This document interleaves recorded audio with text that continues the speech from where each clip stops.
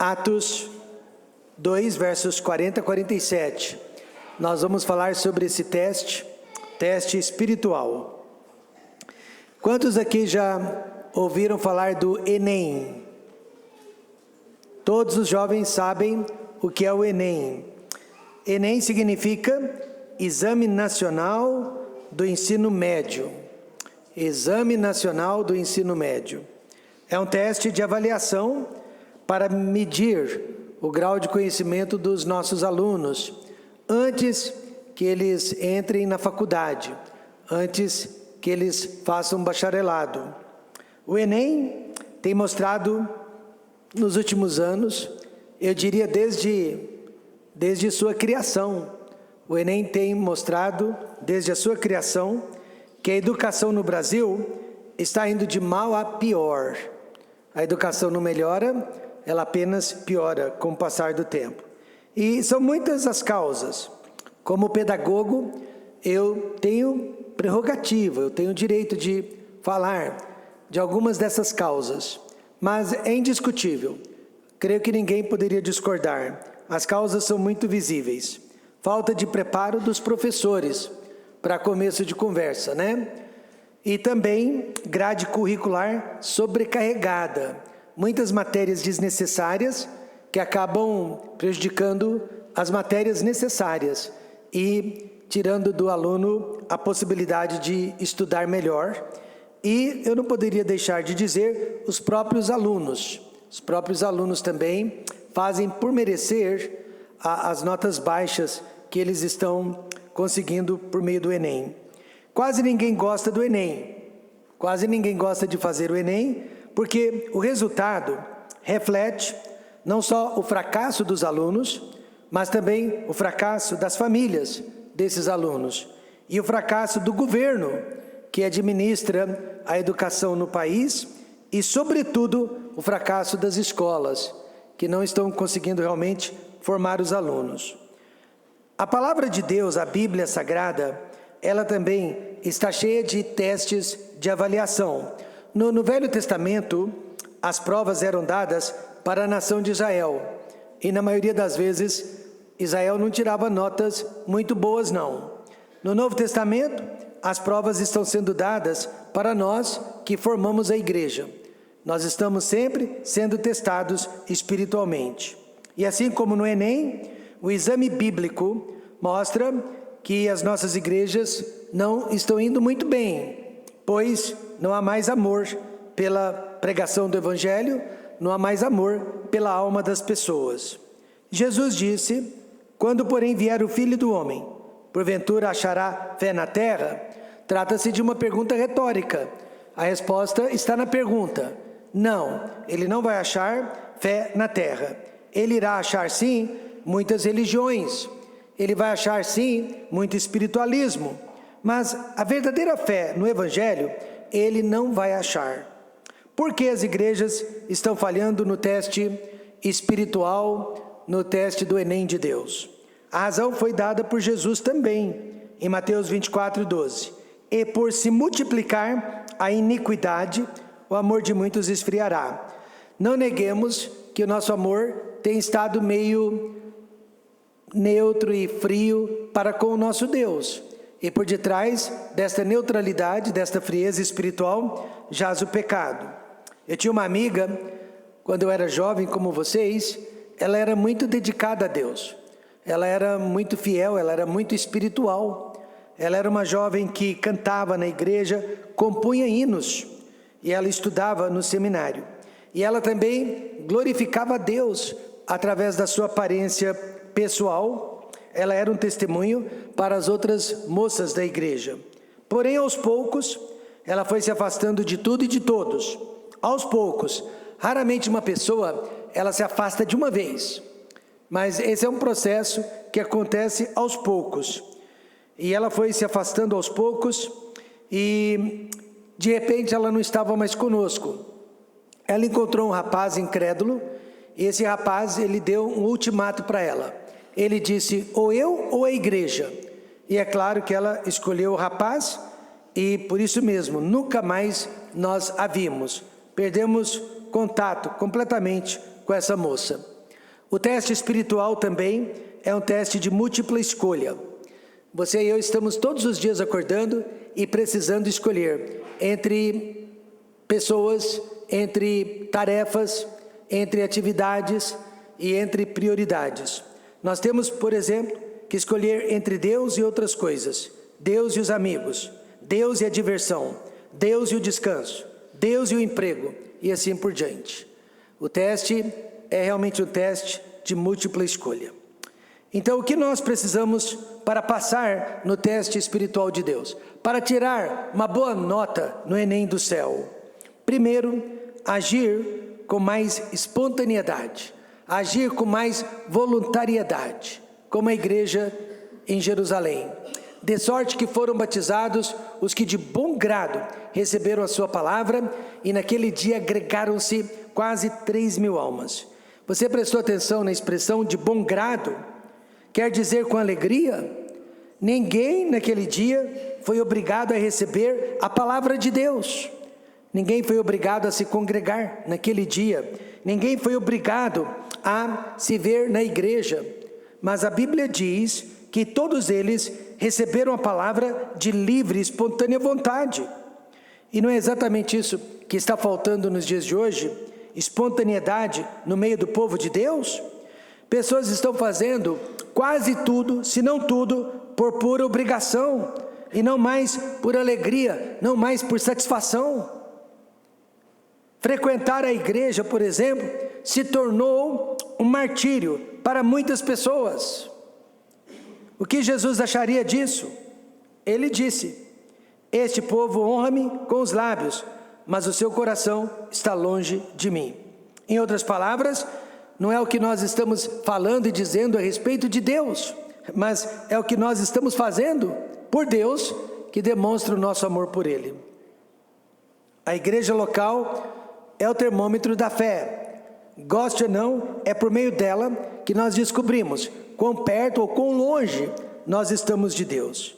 Impossível separar o nosso amor por Deus do nosso amor pelos irmãos, pela igreja. Você se lembra? 3 soldados do rei Davi apenas o ouviram suspirar. Ah, quem me dera se eu pudesse beber da água do poço que está ali em Belém. Eles apenas ouviram o suspiro do rei. Era apenas um desejo do rei, não era uma ordem. O poço de Belém estava sendo vigiado 24 horas por dia pela força inimiga. E mesmo assim, aqueles 3 soldados, voluntariamente, espontaneamente, arriscaram as suas vidas e buscaram água daquele poço para dar ao rei. E quando a água chegou nas mãos de Davi, Davi se deu por conta do perigo que os seus homens correram por causa daquela água. Ele a derramou sobre a terra e disse: eu não vou tomar esta água, eu vou oferecê-la a Deus. E é isso que Deus deseja ver em cada um de nós nesta manhã. Deus ama o espírito voluntário. A igreja em Atos foi espontânea, e Deus quer ver uma igreja voluntária, uma igreja que sai de casa para os cultos com alegria, uma igreja que participa dos cultos com alegria, uma igreja que não vê os cultos da igreja como um fardo, uma igreja que não vê a vida cristã como um peso, mas que haja voluntariedade, espontaneidade no meio do povo de Deus. Que você não dependa de pastores e de outros irmãos para incentivá-lo, mas que você seja incentivado pelo Espírito Santo que habita o seu ser. A igreja em Atos foi espontânea de 2 maneiras. Primeira, para obedecer à palavra de Deus. De sorte que foram batizados os que de bom grado receberam a sua palavra. Foram batizados em uma época que o batismo representava a morte, a perseguição e o preconceito por parte da sociedade. Mesmo assim, eles foram batizados. Uma coisa era ser simpatizante do movimento cristão, outra bem diferente era fazer parte daquele movimento. E o batismo, irmãos, era a porta de entrada para o movimento cristão. Precisamos de mais espontaneidade para obedecer a Bíblia nos dias de hoje. Tiago 1:22 claramente diz: E sede cumpridores da palavra, e não somente ouvintes, enganando-vos com falsos discursos. Certa jovem, ela era apenas ouvinte da palavra, mal vinha aos cultos da igreja, ouvia por cima o que a palavra dizia, mas de alguma maneira Deus conseguiu atingir o coração dela e convencê-la de seus pecados. Ela veio e me disse: pastor, era puro orgulho e vaidade da minha parte. E eu perguntei: e agora? Você é mais feliz obedecendo a palavra? Ou era mais feliz quando apenas a ouvia? E ela disse: pastor, muito mais feliz, com certeza. Então veja o que acontece com a pessoa que apenas ouve a palavra, mas não a pratica. Tiago disse: porque se alguém é ouvinte da palavra e não cumpridor, é semelhante ao homem que contempla ao espelho o seu rosto natural. Aqui Paulo, ou Tiago melhor dizendo, está falando de narcisismo. Narcisismo é quando você olha para o seu reflexo e aí você se acha maravilhoso, maravilhosa, e você se acha que ninguém se iguala a você, não há ninguém como você no mundo. Mas olha só, Tiago está dizendo: todo reflexo, por mais bonito que seja, passa rapidamente, mas só quem pratica a vontade de Deus é que permanece para sempre. Então, a nossa igreja precisa de mais espontaneidade para não só viver, mas obedecer também a palavra de Deus. E também espontaneidade para comungar com o povo de Deus. A Bíblia diz: e naquele dia agregaram-se quase 3.000 almas. Então você percebe, a primeira igreja aprendeu desde cedo o valor da comunhão entre os irmãos. Primeiro foi na rua, eles se uniram na rua. Depois nos templos, eles se uniram nos templos. E depois até nas casas. Eles não se deram por satisfeito só com as reuniões de rua, nem só com as reuniões de templo. Eles convidaram uns aos outros para que visitassem suas casas. Então tudo indica que eles se reuniam todos os dias da semana. Eles não se enjoavam. Há pessoas que não se cansam também de diversão, não se cansam de amizades, não se cansam do trabalho, não se cansam da escola. Mas por que será? Se cansam da igreja, se cansam uns dos outros, se cansam de nós. Eu diria que há alguma coisa errada com isso. Eu me lembro de um jovem que ele podia fazer o curso de inglês nas terças e quintas-feiras da semana, mas deliberadamente ele escolheu fazê-lo na quarta-feira, na segunda e na quarta-feira. E ele contou para alguém: eu vou fazer na segunda e na quarta, porque assim eu vou ter um motivo justo para não ter que ir à igreja de quarta-feira. Então, há alguma coisa de errado com isso. A igreja no livro de Atos se reunia voluntariamente e ninguém se cansava de ninguém. Quando eu era jovem, eu conheci um pastor chamado Bill Menas. E ele era bravo. Existem pastores bravos, e ele era um desses pastores. Ele era muito enérgico, ele era sistemático. Ele era sim, sim, não, não. E um dia ele estava pregando para vários pastores. Eu era um jovem aprendiz, e ele dizia para aqueles pastores: na minha igreja eu não vou mendigar amor de ninguém, dízimo de ninguém, fidelidade de ninguém, porque Deus não é um mendigo. Se a pessoa quer vir à igreja, venha. Se ela quer dar o dízimo, que dê. Se ela não quiser vir, que não venha. Se ela não quer participar, que não participe. Deus não é mendigo, eu também não vou mendigar. É como ele pensava. E ele não estava de todo errado. Porque realmente a Bíblia ensina que para servir a Deus, você e eu precisamos de um espírito voluntário. Amém, irmãos? Não de alguém nos empurrando ou nos puxando, que não seja o próprio Espírito Santo de Deus. É necessário então esse espírito. A igreja no livro de Atos demonstrou esse espírito. Quantos passariam no teste da espontaneidade? Porque se é difícil obedecer à Bíblia, se é difícil ter comunhão com o povo de Deus, então eu e você precisamos urgentemente orar a oração do rei Davi, no Salmo 51, verso 12. Torna a dar-me a alegria da tua salvação e sustém-me com espírito, diga alguém, voluntário. Então é muito mais fácil fazer a obra de Deus quando existe esse espírito no meio do povo de Deus. Imagine esse espírito abraçando os irmãos que moram longe, os irmãos que moram perto. É esse espírito que vai fazer toda a diferença. E nós estamos todos os dias repetindo, fracassando no teste da espontaneidade, do espírito voluntário. Em segundo lugar, precisamos também agir com mais perseverança. Verso 42.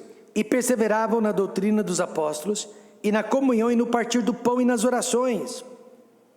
E o que quer dizer perseverança? É continuar continuando. É redundante, mas é o que significa. Continuar continuando. Perseverança bíblica é esperar em movimento, é esperar em ação e não parados. A pergunta foi feita para vários pastores: qual é o maior inimigo hoje do ministério de vocês? E a maioria deles respondeu: o desânimo. Nós estamos lidando com o desânimo dos nossos irmãos. A igreja anda muito desanimada. Temos muitas razões para o desânimo: enfermidades, problemas financeiros, problemas familiares. Mas acredite ou não, a razão número 1 do desânimo não são os problemas da vida, mas os pecados da carne e do coração. Pessoas estão em pecado e por essa razão estão desanimadas. Veja o que Jó disse. Jó disse: não confie, pois, na vaidade, enganando-se a si mesmo, porque a vaidade será a sua recompensa. E não só a sua recompensa, mas também a de sua família, a de seus filhos, a de seus netos.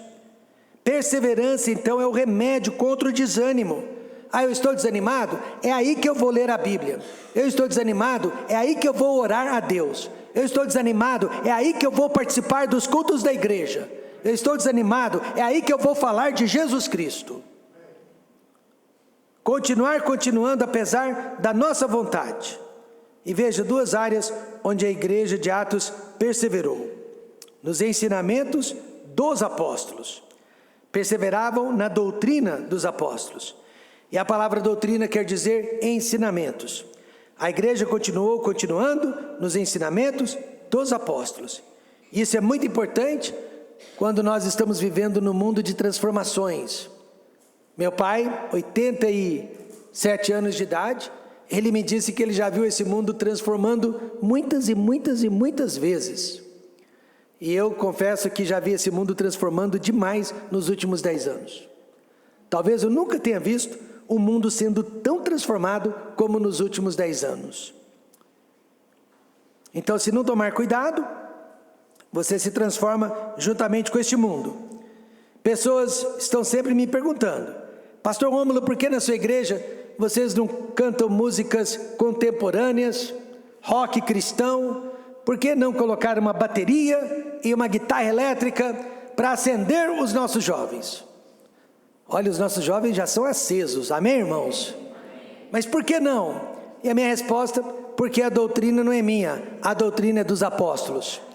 E aí me perguntam também: Pastor Rômulo, por que na sua igreja não há mais sensacionalismo?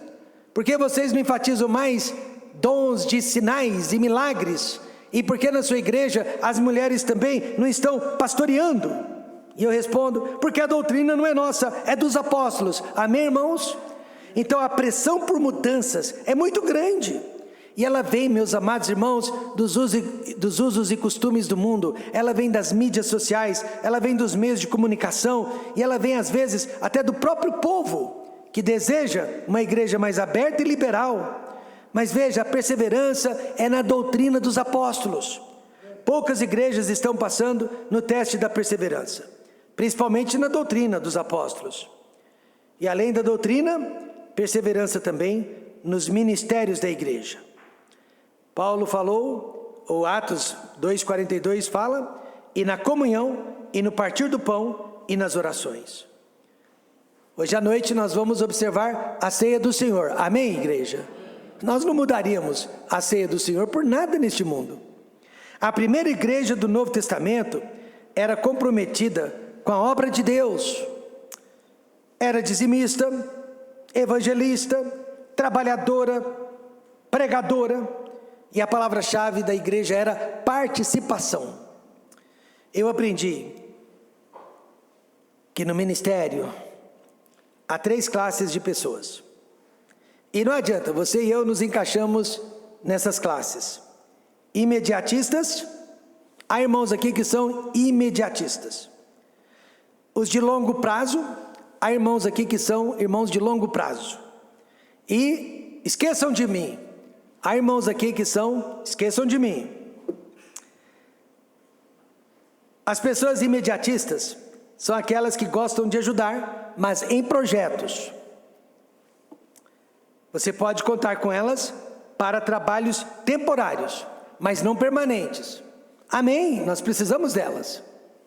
Elas vão ajudar com projetos, mas elas não querem ministérios fixos, só projetos.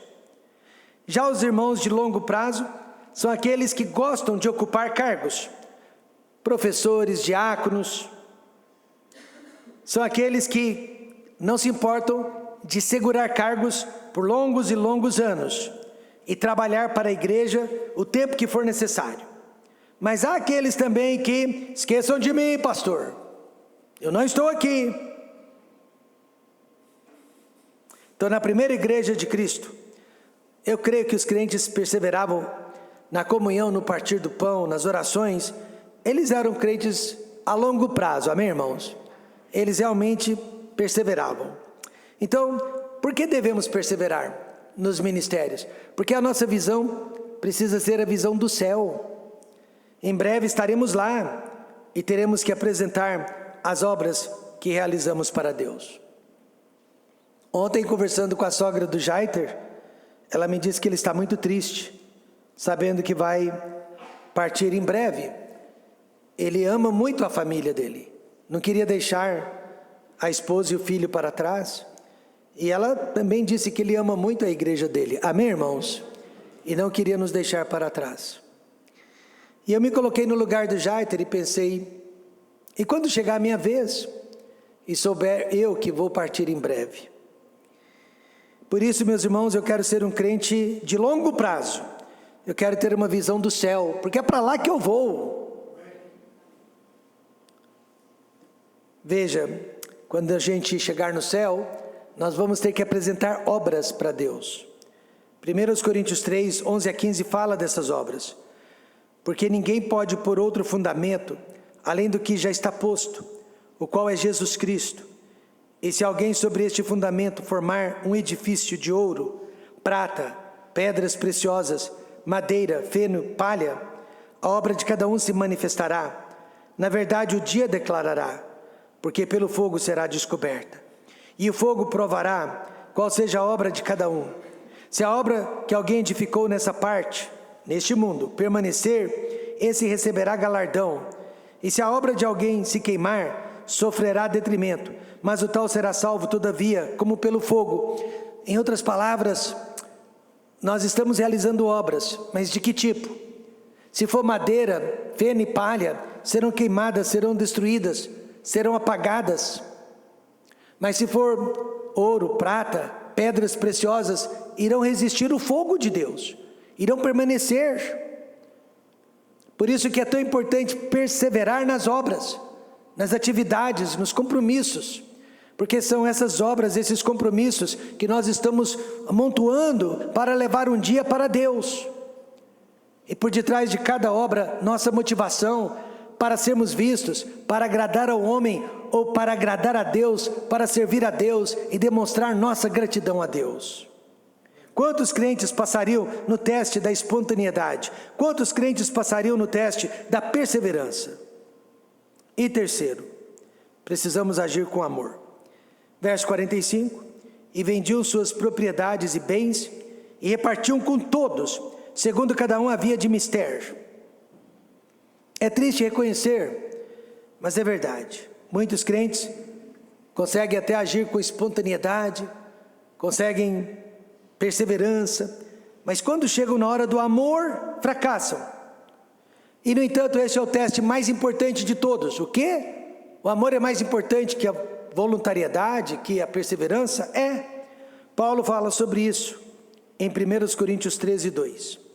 E ainda que tivesse o dom de profecia, e conhecesse todos os mistérios, e toda a ciência, e ainda que tivesse toda a fé, de maneira tal que transportasse os montes, e não tivesse amor, nada seria. E nós estamos falhando neste teste. Ele é o principal, o mais importante de todos. E veja como a primeira igreja demonstrou o amor para com Deus e para com os irmãos. Primeiro, generosidade para com os irmãos.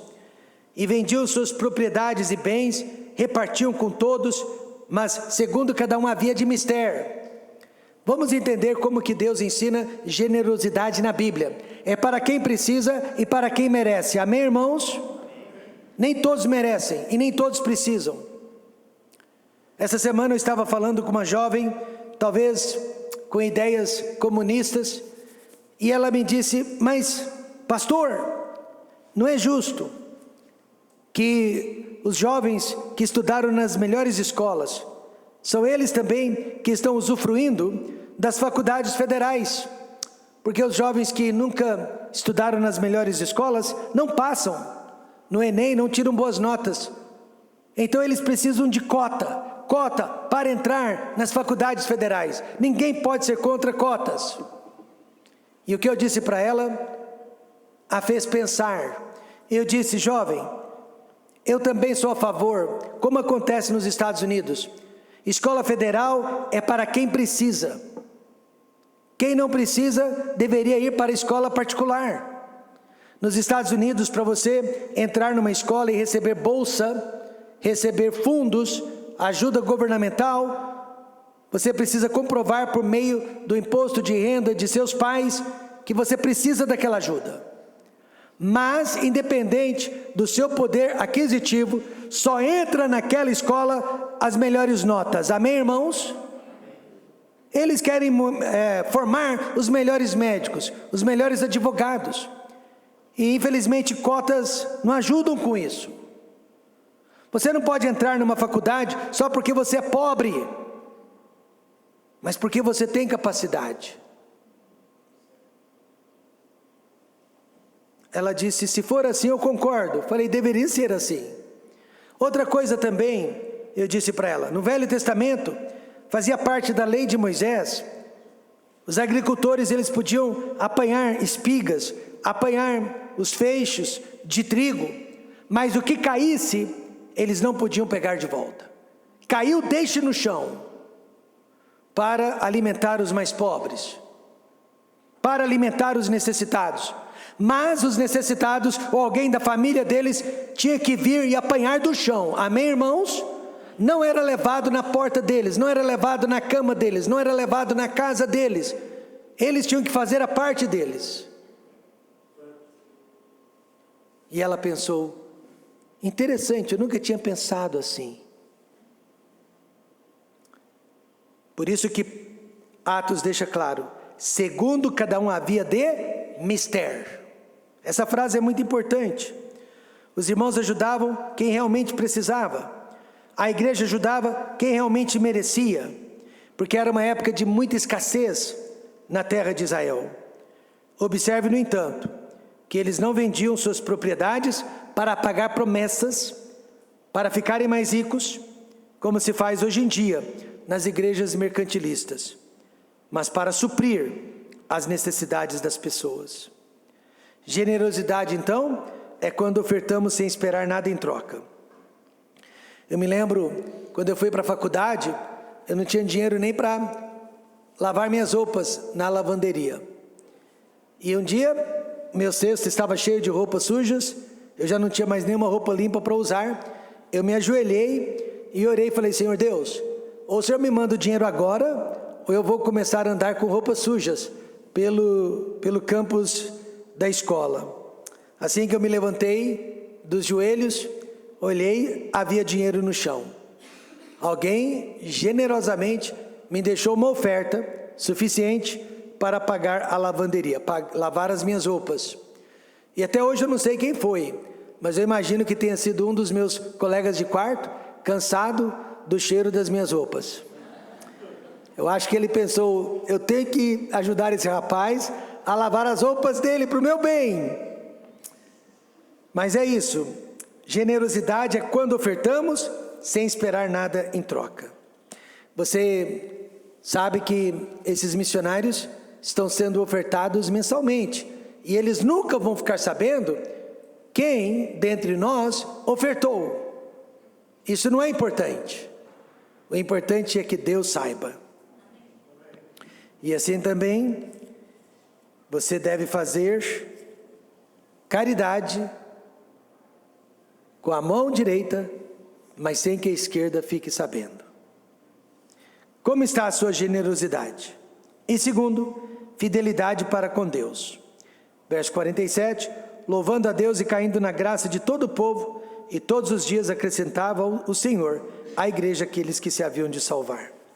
Então, irmãos, o moral da história é assim: Deus dá-nos uma igreja voluntária, pessoas de todos os cantos, com espírito voluntário, desejando participar de tudo, e dá-nos uma igreja, Senhor Deus, generosa, fiel, perseverante, e automaticamente, naturalmente, Deus vai aumentar aquela igreja.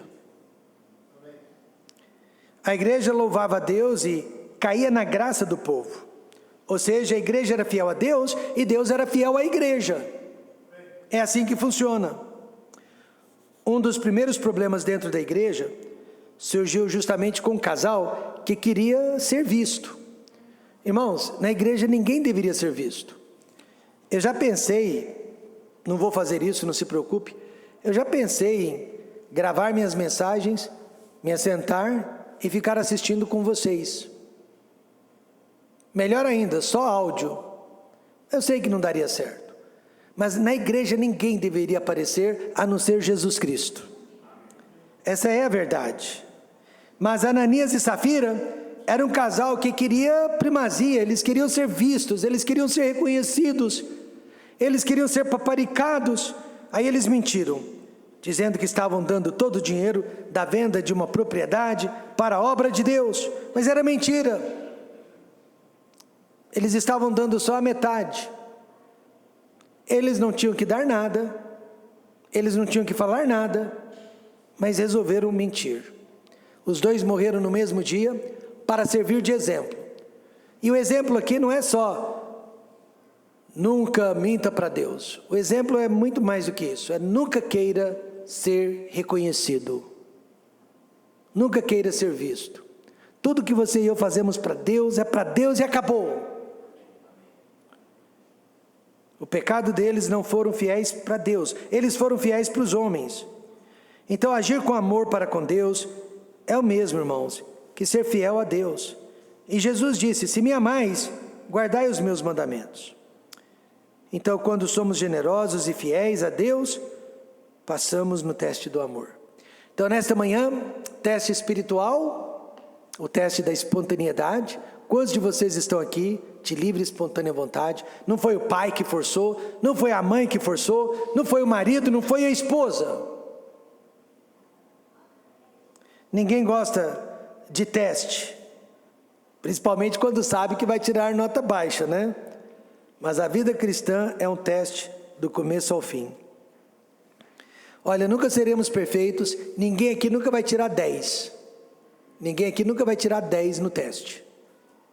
Não existe isso. Mas se agirmos com espontaneidade, se agirmos com perseverança e com amor, Deus vai dizer um dia para nós: entra aqui, servo bom e fiel. A boa notícia é que Deus também acredita na prova de recuperação. Quantos jovens ficaram de recuperação? Além do Léo. Vamos lá, o Léo teve coragem. Quem mais ficou de recuperação? Vamos, gente, admita.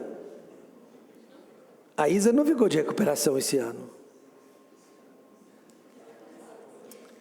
Mas preste atenção, Deus também, Ele dá prova de recuperação, amém?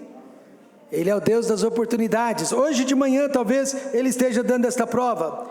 Então, eu e você podemos fazer nossas as palavras do apóstolo Paulo. Vamos nos colocar em pé e vamos citar as palavras de Paulo. Ele havia ficado de recuperação ele havia sido reprovado, mas veja o que ele fez em Filipenses 3, verso 13. Todos nós vamos ler juntos? Irmãos, quanto a mim, não julgo que eu haja alcançado, mas uma coisa faço, e é que, esquecendo-me das coisas que atrás ficam e avançando para as que estão diante de mim. Amém?